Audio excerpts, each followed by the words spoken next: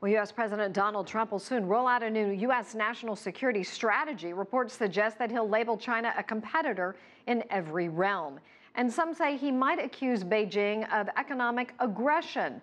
This would mark another shift in how the U.S. president talks about China. For more on that, we're joined by our current events commentator, Einar Tangen from Beijing. Hello there.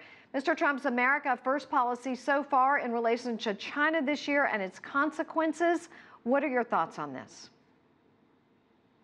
Susan, I think he's going back to the campaign trail. I mean, in view of a series of losses, I think he's trying to recapture what he believes was the magic that put him in office.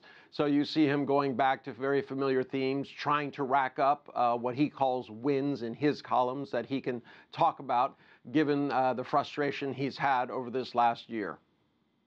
What do you think of his comments where he's calling China an economic aggressor? How does China view this? Well, very dimly. I mean, I think Beijing was thinking that they had launched a charm offensive and that they were working together on the very serious issue of the DPRK, North Korea, and the nuclear situation there. They knew that there were obviously going to be trade hiccups, but they thought that given that Donald Trump seems to be preoccupied with fighting almost everybody, including his top three trade partners, Canada, Mexico, and China, and embroiled in a series of situations around the world, that this sanity would prevail and that there would not be this kind of march towards some sort of economic warfare, trade warfare. How do you foresee the economic balance of power in the future between the two, and what will it mean for relations?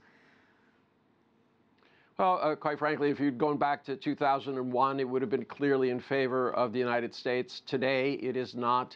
The U.S. is not in a position where it can tell the world exactly what it wants. I mean, you already see Donald Trump pulling away from the WTO, making it very clear that America first means America alone.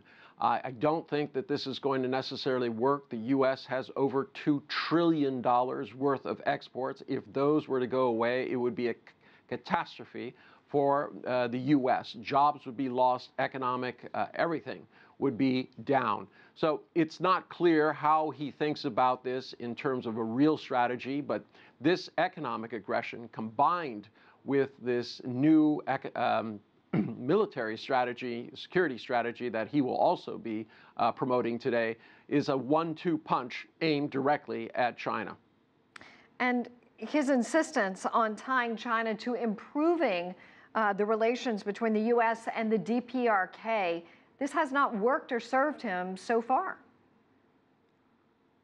Well, it's the only thing actually that is working. I mean, his policy of constantly trying to bait and engage and make threats and call names has not done anything for the U.S. There has been no constructive negotiations. Every time Tillerson says, look, we need to sit down and talk, the White House, and through Donald Trump, says immediately that there will be no talks unless this, that, or the other thing. So it's saying that you want something to happen and relying on others to do it is a bit strange.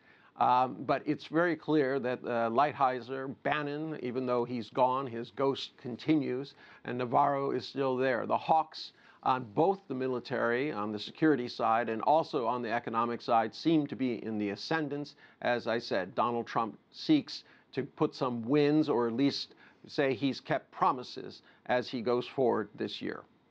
Well, Einar Tangen, thank you so much. We'll leave it right there from joining us from Beijing.